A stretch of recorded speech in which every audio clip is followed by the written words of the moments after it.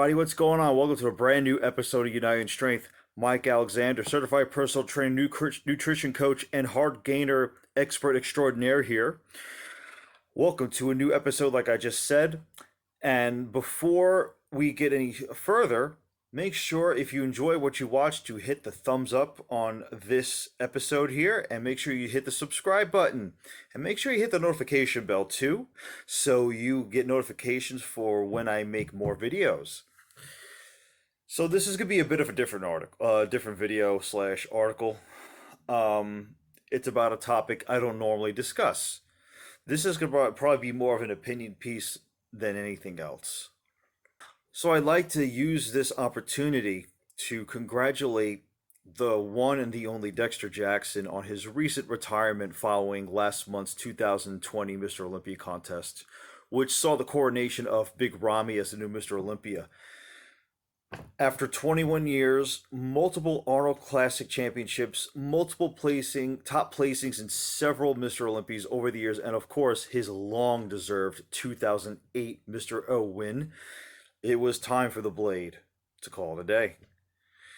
But why am I using this space to discuss a competitor in a category I don't usually discuss?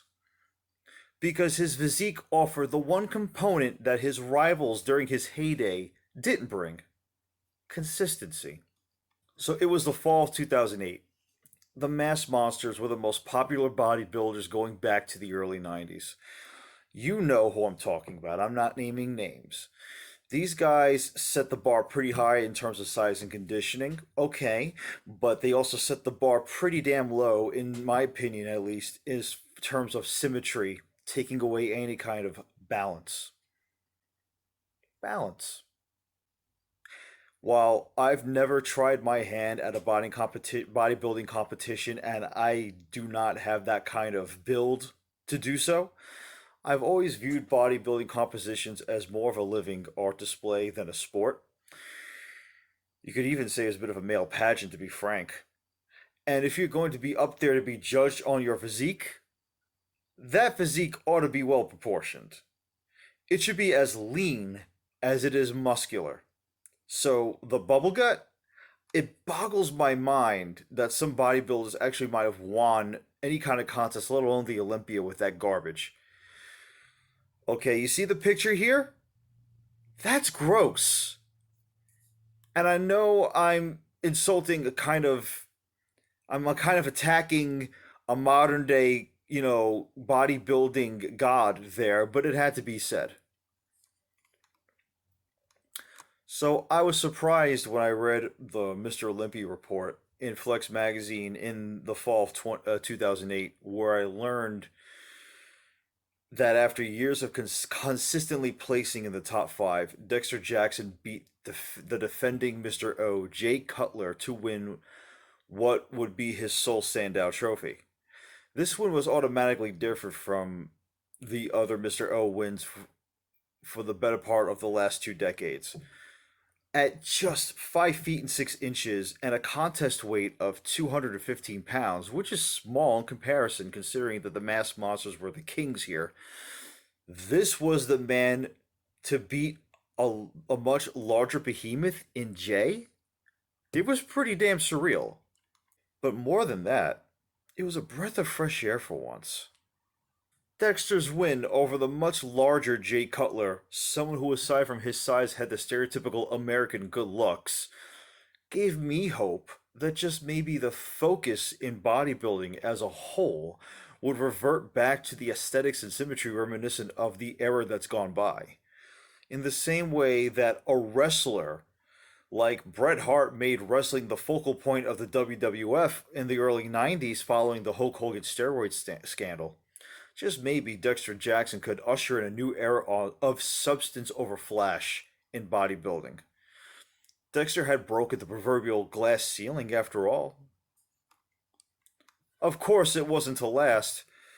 Jay Cutler came back with a vengeance the next year to reclaim his Mr. Olympia title.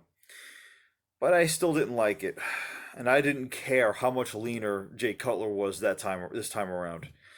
But there were two things that neither Jay Cutler or most bodybuilders had during this time, and that's balance. That word, balance. Balance is why Dexter was able to compete at a high level for years, always placing in the top five in high profile events all the way up into his retirement at the age of 51. Dexter could have easily settled for the men's physique division when that came along, where symmetry and balance are king over everything else. He'd probably win first place every year. And, the men's physique division is a legit throwback to the 70s and 80s. Lee Haney has even been a big fan of that. More on Lee Haney in just a second. But Dexter was about defying the odds. Dex, to me, is comparable to Rich Gaspari in the 80s. Okay, here comes that Haney reference. Gaspari wasn't just nicknamed the Dragon Slayer for fun. At 5'9", he not only beat out much larger competitors, he also placed second behind Lee Haney in three consecutive Mr. Olympias. At one point in the 80s, the smaller Gaspari was the much bigger Haney's biggest threat.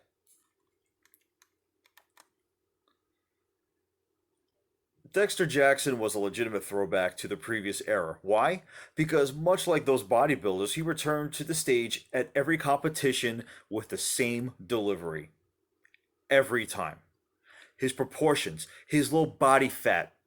That's right, no bubble guts here. His penchant for perfection. I like to think that there'd be no Phil Heath without Dexter Jackson.